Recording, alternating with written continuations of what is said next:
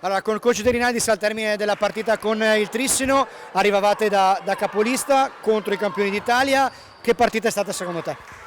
È stata la partita che ci aspettavamo e secondo me il risultato è giusto dal punto di vista della vittoria del Trissino, niente da dire perché sappiamo il valore di questa squadra.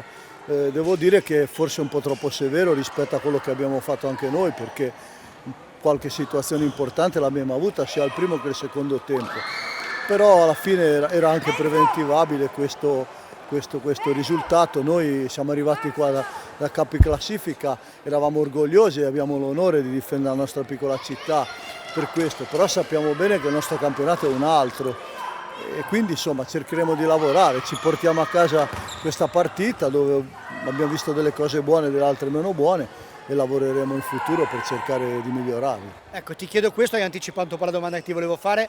Lavorerete per arrivare dove? Qual è secondo te quest'anno l'obiettivo del Sarzana di questa stagione? L'obiettivo intanto è quello di riuscire a stare nelle posizioni più alte possibile, il più a lungo possibile. Questo sarebbe la nostra voglia, il nostro desiderio, visto che lo scorso anno comunque avevamo fatto un buon campionato, eravamo arrivati quarti, poi quinti per la questione degli scontri diretti e quindi ripeterci sappiamo sempre che è molto difficile, però i ragazzi sono professionisti, si allenano con tanta voglia, abbiamo tutte le condizioni per poter ancora crescere, quindi insomma cerchiamo di far bene fin dalla prossima partita.